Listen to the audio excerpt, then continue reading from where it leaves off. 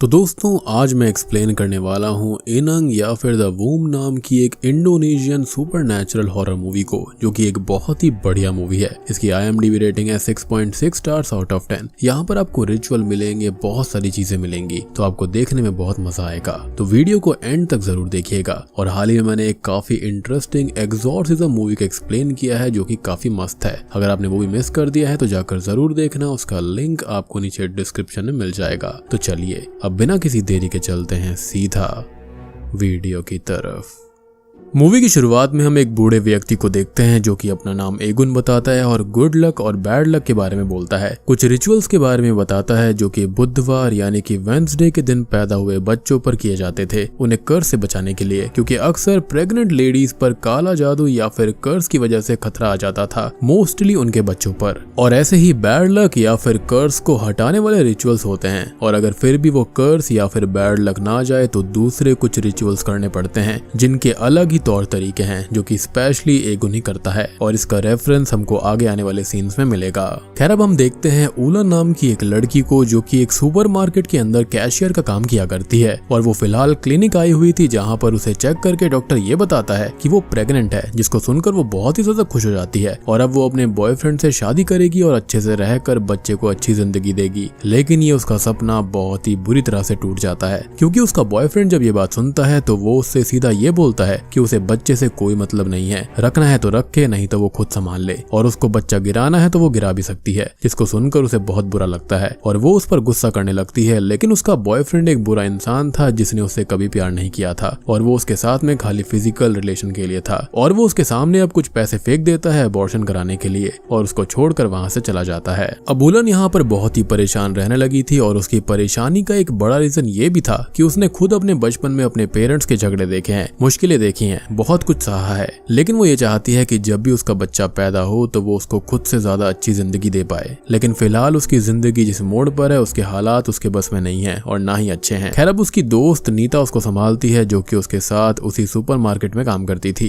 खैर उलन अब यहाँ पर घर पर आती है, जो कि एक बस्ती में रहा करती थी, जहाँ पर हर एक इंसान, हर एक फैमिली अपनी अपनी परेशानी, दुख के बोझ तले वहाँ पर था, और उलन उनमें से एक है। खैर अब वो अपने घर पर बच्चे के बारे में सोचने लगती है कि वो क्या करे, लेकिन उसको कुछ भी समझ में नहीं आ रहा था। और वो सोशल मीडिया पर अब मैटरनिटी हेल्प ग्रुप को ज्वाइन कर लेती है, जो कि प्रेग्नेंट वुमेन की हेल्प किया करते थे। खैर अब कुछ ही देर के बाद में उसका लैंडलॉर्ड वहां पर आता है और वो उससे रेंट मांगता है, जो कि उसने पिछले 2 हफ्ते से नहीं दिया था। और इस बार वो उसको धमकी देकर जाता है कि अगर वो 2 दिन में उसको रेंट नहीं देगी तो उसे रूम से निकाल दिया जाएगा। और अब वो और ज्यादा परेशान रहने लगती है। अब काम पर वो अपने दोस्तों से डिस्कशन करती है कि क्या करना चाहिए, जिस पर नीता उसे अबॉर्शन के बारे में बताती है, प्रोसेस समझाती है। लेकिन उलन का दिल अबॉर्शन के लिए तैयार नहीं था। और तभी हम उस पर नजर रखते हुए किसी आदमी को भी देख पाते हैं, हालांकि उसका चेहरा हमें क्लियर नहीं दिखाई देता। अब उलन अपनी सैलरी की बात करने मैनेजर के पास में जाती है, और वो उसे पैसा देने के लिए एग्री भी हो जाता है। लेकिन वो उससे बदले में कुछ फेवर्स मांगता है, जिस पर गुस्सा होकर वो उसको थप्पड़ मारकर जॉब छोड़कर वहां से चली जाती है।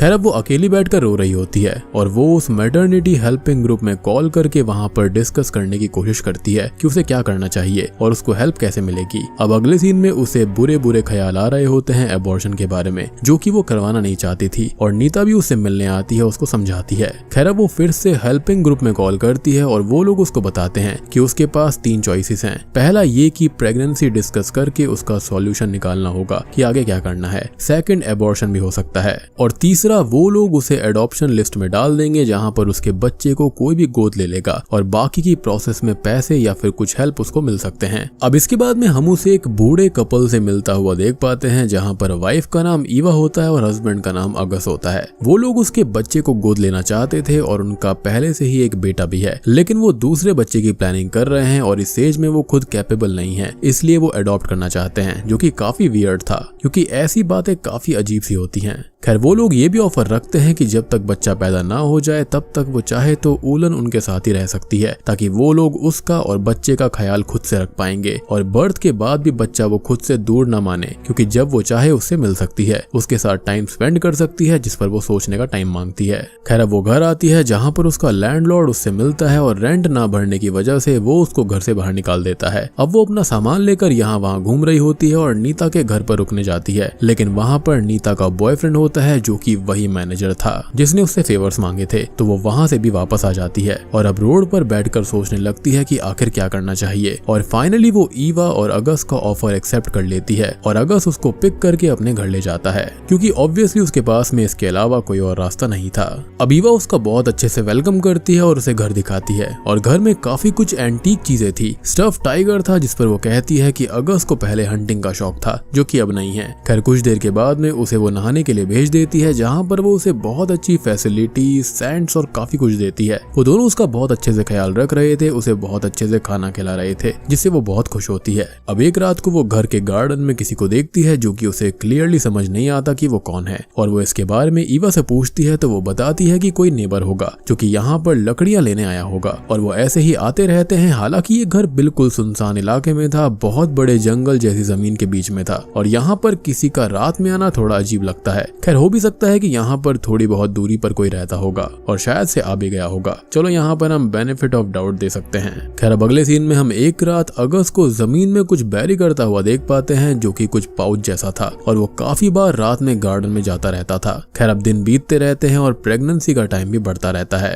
अब एक दिन ऊलन ईवा के साथ में बैठी होती है और वो दोनों बच्चे के बारे में बात कर रहे थे, जहाँ पर ईवा बोलती है कि टाइम आने पर कस्टडी उनको मिल जाएगी और फिर ऊलन भी अच्छे से रह पाएगी। जहाँ पर वो ये कहती है कि उसका खुद का बचपन बहुत ही बदतर बीता था, इसलिए वो चाहती है कि उसके बच्चे की लाइफ खुशहाल और बहुत ही अच्छी बीते, और वो इमोशनल हो जाती है, जिसको ईवा दिलासा देती है। खैर अब एक दिन वो एक नर्स को बुलाती है जो कि ऊलन का चेकअप करती है और बताती है कि बच्चा एकदम हेल्दी है और काफी सही प्रोग्रेस हो रही है। दोनों माँ और बच्चा बिल्कुल अच्छी स्टेट में है और ऊलन को थोड़ा बहुत घूमना चाहिए, स्टोरी सुननी चाहिए और बच्चे को सुनानी चाहिए, जिससे उसकी हेल्थ और भी अच्छी होगी, और वो ऐसा ही करती है। खैर अब एक दिन वो एक स्टोरी बुक पढ़कर अपने बच्चे को सुनाती है और फिर सो जाती है, लेकिन उसके बाद में उसे रात में एक नाइटमेयर आता है, जहाँ पर वो खुद को गार्डन में अकेला पाती है और अब उसके पास कोई लेडी आती है जो कि उसके वोम पर अटैक करने लगती है, और अब डर कर उसकी नींद खुल जाती है। अब उस स्टोरी बुक में कोई मैप भी रखा हुआ था जिसको वो देखती है और गार्डन में उसके हिसाब से घूमती है, लेकिन उसको कुछ भी समझ में नहीं आता और वो वापस आ जाती है।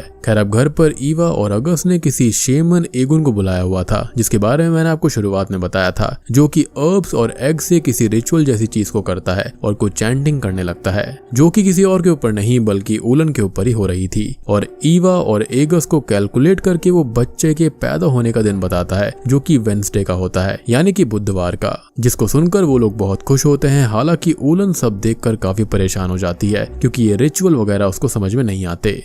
आज के टाइम में ये सब कौन करता था, इसलिए वो काफी अजीब फील करती है। खैर अब एगुन उसके ऊपर किसी तरह का धुआं छोड़ देता है, जिससे कि वो वहीं पर बेहोश हो जाती है, और अब वो अपने ड्रीम्स में बहुत ही अजीब और भयानक चीज देखती है। पहले तो किसी आदमी को उसके बच्चे की जगह पर देखती है, फिर किसी डीमन या फिर क्रीचर को घर में नाचता हुआ देखती है, अपने न्यूबॉर्न बेबी को भी देखती है जिसको अगस खा रहा था और ईवा उसके पास में बैठी हुई थी। साथ ही साथ वही गार्डन में उस अजीब सी लेडी को भी देखती है जो कि उस बच्चे को खा रही थी, और उसने जबरदस्ती वो बच्चा वोम से निकाल लिया था, और अब वो इन सब चीजों से बहुत ही ज्यादा परेशान हो जाती है, यानी कि उसके नाइटमेयर्स काफी वियर्ड होते जा रहे थे। खैर अगले सीन में वो ईवा और अगस से अपने बच्चे के बारे में बात करती है कि वो उसके लिए काफी डरी हुई है, जिस पर वो लोग उसको समझाते हैं कि उसे डरने की कोई जरूरत नहीं है, और एगुन उसके बच्चे को सिर्फ चेक करने ही आया था, वो अच्छा है या फिर नहीं, लेकिन ऊलन के दिमाग में डर बैठ चुका था। अब ईवा फिर से नर्स को बुलाकर ऊलन का चेकअप करवाती है, और वो भी यही बोलती है कि बच्चा बिल्कुल सही सलामत है और ऊलन परेशान ना हो। खैर अब वो उस नर्स से उस रिचुअल और एगन के बारे में बात करती है, तो नर्स बताती है कि old people traditional ways prefer करते हैं और इसमें परेशान होने वाली कोई भी बात नहीं है। हालांकि ऊलन की परेशानी खत्म नहीं होने वाली थी,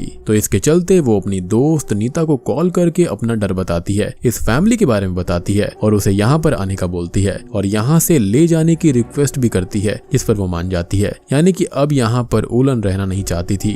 खैर अब ये बातें ईवा ने सुन ली थी, तो वो ऊलन से पूछती है कि क्या उसके दोस्त उससे मिलने आने वाले हैं, तो वो बोलती है कि हाँ, जिस पर वो बहुत खुश होती है और बोलती है कि अच्छा है कि दोस्त यहाँ पर आए तो उसका मन हल्का हो जाएगा और उनको भी बहुत अच्छा लगेगा। खैर अब रात में हम नीता और उस मैनेजर को देखते हैं जो कि साथ थे, और उनके लिए कोई खाना लेकर आया था जिसको दोनों ने ही ऑर्डर नहीं किया, और वो लोग खाना ले भी लेते हैं जो कि और भी ज्यादा ऑकवर्ड वर्ड है। I mean, ऐसे आप फ्री का खाना क्यों ले रहे हो। खैर अब यहाँ पर जो खाना लेकर आया था हम उसको देखते हैं, जो कि कोई और नहीं बल्कि अगस ही होता है। और उसकी कार से हमको ये पता चल जाता है कि पहले जो ऊलन पर नजर रख रहा था वो कोई और नहीं बल्कि अगस ही था। यानी कि इस बूढ़े और बुढ़िया की नीयत बिल्कुल भी सही नहीं थी। खैर कुछ ही देर के बाद में खाना खाकर वो दोनों ही मरने लगते हैं, क्योंकि उसके अंदर अगस ने जहर मिला दिया था। और वो घर में जाता है और उनकी बॉडीज को थोड़ा बहुत चेंज करता है। नीता का गला काट कर नाइफ को मैनेजर के हाथों में दे देता है, ताकि ये साबित हो जाए कि उन दोनों ने ही एक दूसरे को खत्म किया है, या फिर मैनेजर ने नीता को मारकर खुद को खत्म कर लिया। यानी कि उनकी आपसी लड़ाई हुई थी और इसके अंदर बाहर वाले का किसी का भी हाथ नहीं है। खैर अब अगले सीन में ऊलन घर पर नीता के आने का इंतजार कर रही होती है, जो कि बेचारी अब नहीं आएगी, क्योंकि हम जानते हैं कि उसके साथ में क्या हुआ है। लेकिन घर पर आ जाता है ईवा और अगस का बेटा बर्गस। अब ईवा और अगस उसे सडनली बिना बताए घर आता हुआ देखकर शॉक्ड हो जाते हैं और परेशान हो जाते हैं। हालांकि ऐसा नहीं होना चाहिए था, क्योंकि पेरेंट्स को बच्चों के आने पर बहुत खुशी होती है। वो वहाँ पर ऊलन को देखता है और उसके बारे में पूछता है, लेकिन फिलहाल उसकी माँ उसे कुछ भी नहीं बताती। अब बर्गस हमको यहाँ पर एक केयर फ्री तरह का लड़का दिखाई देता है, जो कि काफी खुश है, काफी नॉर्मल सा लड़का हमको लगता है। और पेरेंट्स से बात करते हुए वो ये बताता है कि उसने जॉब छोड़ दी है, जिस पर ईवा बोलती है कि अगर उसे काम पर या फिर किसी दूसरे शहर में कोई परेशानी थी तो वो बता सकता था। उसके डैड के काफी कनेक्शंस हैं और वो उसके काम आते।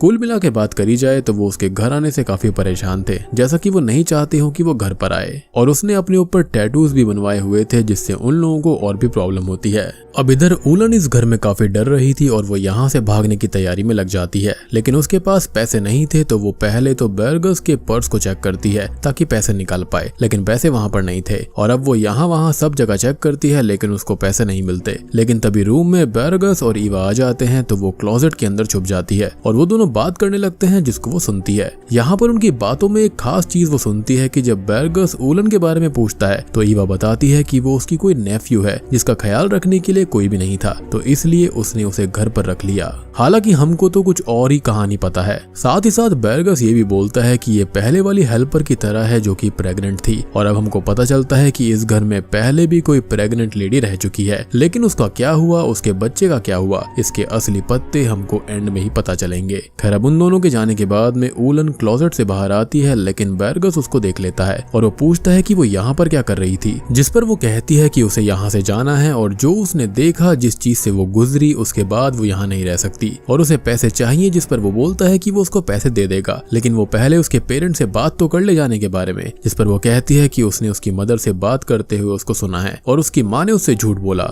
यानी कि ऊलन के बारे में उसने सारी बातें झूठ बोली हैं। पहले तो उसे खुद से यही पता लगाना होगा कि उसकी मदर ने उससे झूठ बोला तो आखिर क्यों। और अब बर्गस भी सोच में पड़ जाता है, यानी कि वो उसको बता देती है कि वो उनकी कोई नेफ्यू वगैरह नहीं है। खैर अब वहीं पर हम ईवा और अगस को आपस में बात करता हुआ देख पाते हैं, जहाँ पर ईवा बहुत ही परेशान थी और वो बोलती है कि क्या होगा और बर्गस को सब कुछ पता चल जाएगा। जिस पर अगस बोलता है कि वो हमेशा सच नहीं छुपा सकते और कभी ना कभी तो वो जान ही जाएगा। जिस पर वो कहती है कि वो एक्सेप्ट नहीं करेगा। जिस पर अगस बोलता है कि ये एक्सेप्ट करने वाली चीज से ज्यादा थैंकफुल होने वाली चीज है और वो कब तक ही जिंदा रहेंगे, कभी ना कभी उसे ये सब खुद भी शुरू करना होगा। और तभी वो लोग लकड़ी से कुछ बनाते हैं, जिसे उन्हें रेड पेंट करके कुछ करना होगा। और उनकी बातों से हमको ये पता चल गया है कि वो लोग ऊलन को यहाँ पर किसी गलत मकसद से लेकर आए हैं और उससे पहले और भी प्रेग्नेंट लेडीज वहाँ पर आ चुकी हैं और जो भी हो रहा है वो बर्गस के लिए था। लेकिन ये क्या है ये हमको अभी नहीं पता है और ये सच तो खाली यही दोनों जानते हैं। अब अगली सुबह ऊलन ईवा के साथ में ही होती है, जहाँ पर वो उससे ये बोलती है कि वो शुक्रगुजार है कि वो लोग उसे यहाँ पर लेकर आए, उसकी इतनी देखभाल करी, लेकिन अब वो अपने बच्चे को एडॉप्शन के लिए नहीं देगी, बल्कि वो उसको खुद ही बड़ा करना चाहती है। जिस पर ईवा बोलती है कि कोई बात नहीं, वो उसके डिसीजन की रेस्पेक्ट करती है, लेकिन जब बच्चा बड़ा हो जाए तो वो उसे उसका चेहरा जरूर दिखाए कि वो कितना क्यूट है। लेकिन ये सब एक झूठ होता है, क्योंकि अगले ही पल वो उसको हिप्नोटाइज कर देती है और उसके दिमाग से ये बच्चा ना देने वाली बात ही वैनिश कर देती है। यानी कि इन लोगों को इस तरह की चीजें भी आती थी। खैर अब ऊलन बर्गस के पास में जाती है और वो ये कहता है कि उसने काफी सोचा और उसको भी समझ में आ रहा है कि उसके पेरेंट्स उससे कुछ तो छुपा रहे हैं, लेकिन क्या ये उसको नहीं पता। अब ऊलन भी बता देती है कि वो उन्हें पहले से नहीं जानती थी, बल्कि वो तो उनसे फेसबुक ग्रुप के जरिए मिली। और उसको तो ये भी बहुत शॉकिंग लगता है कि उसके माँ बाप फेसबुक कब से चलाने लगे और वो उसको वादा करता है कि कुछ भी हो जाए वो उसको कैसे भी करके प्रोटेक्ट करेगा। अब वो थोड़ी बहुत रिसर्च करता है, पुराने एल्बम्स को देखता है और कुछ बड़ा फाइंड आउट कर लेता है। अब अगले दिन वो ऊलन को बताता है कि जब वो 10 साल का था तब उसके घर की हेल्पर प्रेग्नेंट थी और इसी बारे में उसने उस दिन मदर को बोला था। और जब उसका 20th 30th बर्थडे आया तब भी उसके डैड की कोई रिलेटिव प्रेग्नेंट हो गई थी और अभी उसके घर में एक और प्रेग्नेंट लड़की है, उलन है, और अगले दिन उसका 30वां बर्थडे है और ये सब कोई भी कोइंसिडेंस नहीं हो सकता। खैर अब वो लोग रात को और चीजें पता लगाने के लिए अगस्त के वर्कशॉप में जाते हैं, जहाँ पर उनको कुछ पिक्चर्स और किताबें मिलती हैं जिनको वो रख लेते हैं, लेकिन अब तक वहाँ पर ईवा और अगस्त आ जाते हैं और वो दोनों छुप जाते हैं, लेकिन वो लोग उनको ढूंढ लेते हैं और घर ले जाकर उनसे सवाल जवाब करते हैं कि वो रात में वहाँ पर क्या कर रहे थे, जिस पर वो ये झूठ बोल देते हैं कि वो एक दूसरे के साथ में टाइम स्पेंड करना चाहते थे। और अब ईवा थोड़ी और परेशान हो जाती है और उन्हें उनके रूम में भेज देती है। अब रात को बेरगस उस किताब को चेक करता है जो कि असल में एक रिचुअल वाली किताब थी और उलन के पास में वो पिक्चर थी जो कि असल में एक प्रेगनेंसी हेल्थ कार्ड था उस हेल्पर का, और इसी को उसने अपने नाइटमेयर में देखा था वूम पर अटैक करते हुए, और उसका गला भी कटा हुआ था। उधर जो चीज बेरगस को पता चलती है उससे उसके होश उड़ जाते हैं और अब वो उलन को लेकर घर से भागने लगता है ताकि उसकी जान वो बचा पाए। वो लोग कार से भागने की कोशिश करते हैं लेकिन कार शुरू नहीं होती। साथ ही साथ उसकी आवाज से ईवा और अगस्त भी जाग जाते हैं। अब वो लोग पैदल ही भागते हैं और बेरगस बताता है कि उलन और वो बाकी की प्रेग्नेंट लेडीज असल में एक सैक्रिफाइस है जो कि इस रिचुअल वाली किताब में लिखा हुआ है, और उलन ये देखकर शॉक्ड हो जाती है और अब तक ईवा और अगस्त आकर उन दोनों को पकड़ लेते हैं। अब तभी हम एक फ्लैशबैक भी देखते हैं जहाँ पर अगस्त एगुन से बात कर रहा था, यानी कि उस शेमन से, कि वो अपने बेटे के लिए बहुत ही ज्यादा परेशान है। उसके जाने के बाद में उसके बेटे का ख्याल कौन रखेगा, और एगन उसको बताता है कि वो उसका ख्याल रख लेगा और एगस परेशान ना हो। खैर अब अगले सीन में बेरगस को हम बंधा हुआ देख पाते हैं और अगस्त उसके सामने बैठा था। और दोस्तों अब यहाँ पर खुलते हैं इस मूवी के असली पत्ते। असल में बेरगस पैदा हुआ था जापानीज सेक्रेड वेंसडे को, और माना जाता है कि उस दिन पैदा होने वाला चाइल्ड कर्स्ड होता है और हमेशा के लिए एक अनफॉर्चुनेट लक से बन जाता है। अब बेरगस के केस में ये अनफॉर्चुनेट चीज उसकी खुद की जिंदगी थी, क्योंकि हर 10 साल में उसकी जिंदगी को खतरा हो जाता था, जहाँ पर उसकी जान जाने ही वाली होती थी, और 10 साल की उम्र में उसे कोई जानलेवा बीमारी हो गई थी। और तब से ये रिचुअल ईवा और अगस्त ने शुरू किया एगन के कहने पर, और इसके अंदर साथ दिया उस नर्स ने। तो इस रिचुअल के अंदर सबसे पहले उन्होंने उनकी हेल्पर का इस्तेमाल किया और नर्स ने बच्चे की डिलीवरी करवाई, और एगन ने रिचुअल किया और अब एक लड़की की बनी स्टैचू में उन्होंने उस बच्चों को डालकर जला दिया, जिससे उसकी एज बेरगस को मिल जाए, या फिर ये एक सैक्रिफाइस था ताकि बेरगस की लाइफ स्पैन बढ़ जाएगी। और बच्चे के सैक्रिफाइस के साथ ही वो लोग माँ को भी खत्म कर दिया करते थे, और यही सारे जो विजन्स थे वो यहाँ पर आ रहे थे उस लड़की को, यानी कि उलन को। अब दूसरी बात आती है 20 साल की उम्र की, जहाँ पर बेरगस को एक सांप ने डस लिया था, और इस बार उन्होंने अगस्त की रिलेटिव के बच्चे को सैक्रिफाइस कर दिया और उसको भी मार दिया, और यही चीज यहाँ पर उसने बताई थी। और अब उसका 30th बर्थडे है, यानी कि वो 30 साल का होने वाला है, और अब कुछ ना हो जाए इसलिए वो उलन को लेकर आए हैं, और अब उसके बच्चे का भी सैक्रिफाइस होने वाला है। बेसिकली ये रिचुअल यहाँ पर बेरगस की जिंदगी को बढ़ाने के लिए था। खैर अब बेरगस को ये सब सुनकर काफी गुस्सा आ जाता है कि उसके माँ बाप ने सुपरस्टिशन के चक्कर में इतनी सारी जानें ले ली और अब वो उलन को कुछ भी नहीं होने देगा। लेकिन वो लोग ये बोलते हैं कि उन्होंने जो भी पाप किए अपने बच्चे के लिए किए, उसको बचाने के लिए किए। अब ईवा उसे हिप्नोटाइज करके बेहोश करके रूम में छोड़ देती है, और कुछ ही देर के बाद में जब उसको होश आता है तो रिचुअल शुरू हो चुका था और उलन के बच्चे की डिलीवरी भी हो गई थी। अब तभी बेरगस वहाँ पर आता है और सबको धमकी देता है कि अगर उन्होंने बच्चे या फिर उलन को नहीं छोड़ा तो वो खुद को ही खत्म कर लेगा, यानी कि वो जो कर रहे थे उसका पर्पस ही खत्म हो जाएगा। अब वो उन दोनों को लेकर वहाँ से भागता है, जिसे एगुन रोकता है और वो उसको खत्म कर देता है। अगस्त अब बच्चे को मारने ही आता है, लेकिन कार से हिट होकर वो भी मारा जाता है और अब वो दोनों वहाँ से बहुत दूर चले जाते हैं। खैर अब यहाँ पर सुबह हो चुकी थी और बेरगस 30 साल का हो गया था, जो कि अब तक हर चीज को सुपरस्टिशन मान रहा था, और वो उलन से कुछ बात करता है और कार से निकलकर बाहर जाता है। लेकिन तभी एक ट्रक आता है और वो उसको हिट कर देता है और उसकी वहीं ऑन द स्पॉट मौत हो जाती है। मींस कर्स ने उसको छोड़ा ही नहीं था, और वो सुपरस्टिशन नहीं था बल्कि बिल्कुल सच बात थी। यानी कि ये बात बिल्कुल सच थी कि उसको हर 10 साल में मौत आती थी, यानी कि 10 साल में, 20 साल, 30 साल में, लेकिन इस साल वो रिचुअल नहीं हो पाया और वो खत्म हो गया। खैर अब मूवी के एंडिंग सीन में हम उलन को उसके बच्चे के साथ देखते हैं, लेकिन ये बच्चा भी तो सेक्रेड वेंसडे वाले दिन ही पैदा हुआ था, तो उस पर भी वैसा ही कर्स होगा। तो जी हाँ, उस पर भी वही कर्स है। और सबसे बड़ी बात कि यहाँ पर उम्र देने के लिए उस बच्चे को वेंसडे के दिन ही पैदा होना चाहिए। तभी तो यहाँ पर ये लोग इस बात को सुनकर खुश हुए थे कि उलन का बच्चा भी उसी दिन पैदा होगा। खैर अब यहाँ पर हम उलन को देखते हैं जो कि अपने बच्चे को बचाने के लिए वो सैक्रिफाइस रिचुअल करती है और हम उसे किसी लेडी को मारकर उसका बच्चा निकालते हुए भी देख पाते हैं। यानी कि उसने अपने विजन्स में खुद को भी देखा था, तभी तो उसको किसी की मुंडी नहीं दिख रही थी। यानी कि जिस पर्पस के लिए उसने अपने बच्चे को बचाया, अब अल्टीमेटली वो वही सेम चीज करने वाली थी। यानी कि बेरगस की मौत के बाद में उसको यकीन हो गया था कि ये सारी चीजें सुपरस्टिशन नहीं है बल्कि सच है। और बूम, इसी के साथ में ये मूवी यहीं पर खत्म हो जाती है। तो दोस्तों ये थी इनंग या फिर द वूम मूवी की कहानी। उम्मीद करता हूँ कि आपको ये इंडोनेशियन सुपरनैचुरल हॉरर मूवी अच्छी लगी होगी। पर्सनली मुझे ये मूवी काफी अच्छी लगी है और ये वहाँ के ही एक फोकलोर के ऊपर कहानी है। सारी की सारी थ्योरीज और सारी की सारी बातें मैंने आपको इस एक्सप्लेनेशन के दौरान ही समझा दी हैं। उम्मीद करता हूँ कि आपको अच्छे से मूवी समझ में आ गई होगी। कैरेक्टर भी ज्यादा नहीं है तो कंपैरेटिवली काफी आसान होगा आपके लिए। और यार आपको मैंने शुरुआत में द एविएटर ऐप के बारे में बताया था, उसका लिंक आपको पिन कमेंट डिस्क्रिप्शन दोनों में मिल जाएगा। रेस्पॉन्सिबिलिटी के साथ खेलिएगा। तो वीडियो पसंद आई हो तो लाइक कर देना, चैनल के ऊपर नए हैं तो सब्सक्राइब कर लीजिए। और अगर आप यहाँ पर उन कपल की जगह पे होते या फिर उलन की जगह पर होते तो आप लोग क्या करते, कमेंट सेक्शन में जरूर बताना। तो मैं आप सबको मिलता हूँ अगली वीडियो के साथ में, तब तक के लिए